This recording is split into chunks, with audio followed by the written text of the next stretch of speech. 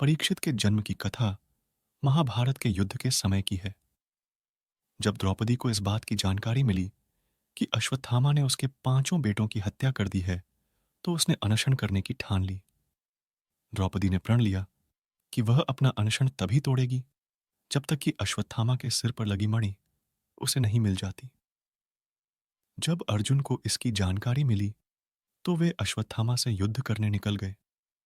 दोनों के बीच भयंकर युद्ध शुरू हो गया। अर्जुन को मौत के घाट उतारने के लिए अश्वत्थामा ने अपना ब्रह्मास्त्र निकाला।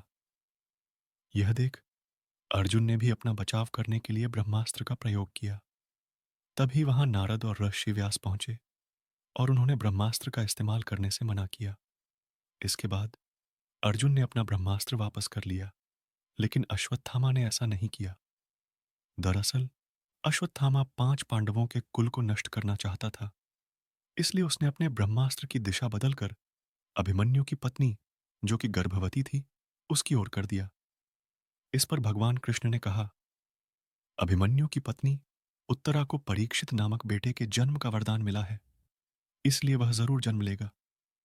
अगर वह मरा हुआ भी पैदा हुआ तो मैं खुद उसे जीवन दान दूंगा और वह बड़ा होकर एक महान सम्राट बनेगा, जबकि तुम 3000 वर्ष तक इस पाप को ढोते रहोगे। साथ ही हमेशा तुम्हारे खून से बदबू आते रहेगी और वह ऐसे ही बहता रहेगा। यही नहीं, तुम हर प्रकार के बीमारियों से घिरे रहोगे। इसके बाद अर्जुन ने अश्वत्थामा को रस्सी में बांधा और द्रौपदी के पास ले आया। अश्वत्थामा की हालत देखकर द्रौपदी को दया आ गई और उसने अर्जुन से उसे छोड़ने की अपील की। मगर भगवान कृष्ण ने ऐसा नहीं होने दिया और उन्होंने अर्जुन को आदेश दिया कि उसके सिर से मणि निकाल ले और द्रौपदी को दे दे। इधर ब्रह्मास्त्र के गर्भ में जाते ही उत्तरा को तेज दर्द होने लगा। यह देख भगवान कृष्ण ने अपना छोटा रूप धारण किया और उत्तरा के गर्भ में दाखिल हो गए। कृष्ण का छोटा रूप एक अंगूठे के बराबर ही था। वे शंख, चक्र, गदा और पद्म सब कुछ धारण किए हुए थे। उत्तरा के गर्भ में अश्वत्थामा द्वारा छोड़े गए ब्रह्मास्त्र की आग को शांत कर रहे थे।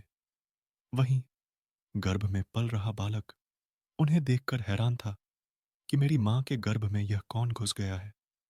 कुछ समय बाद उत्तरा ने अपने बच्चे को जन्म दिया, लेकिन वह मृत पैदा हुआ।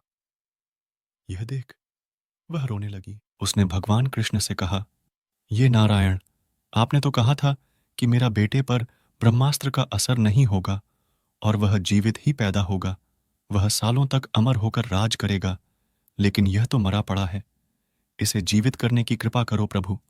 उत्तरा की बात सुनकर भगवान कृष्ण तुरंत प्रसूति गृह में प्रवेश किया और कहा, हे पुत्री, तुम दुखी ना हो, तुम्हारा बेटा जरूर जीवित होगा।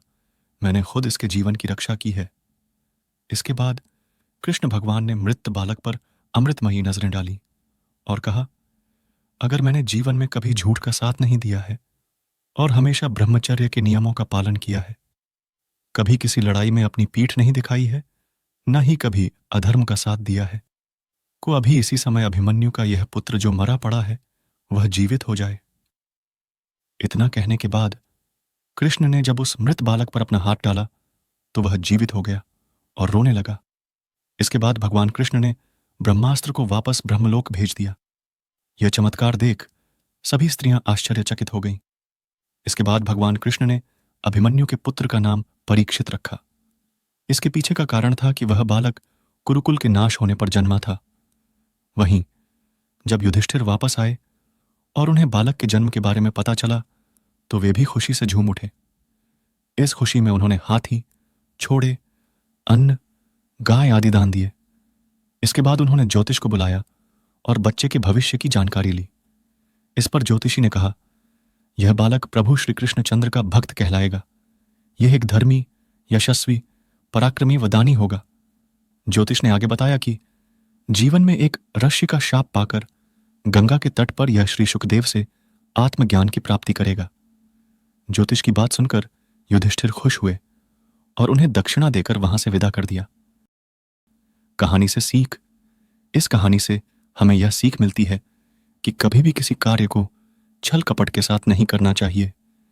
इससे हमारा बुरा ही होता है।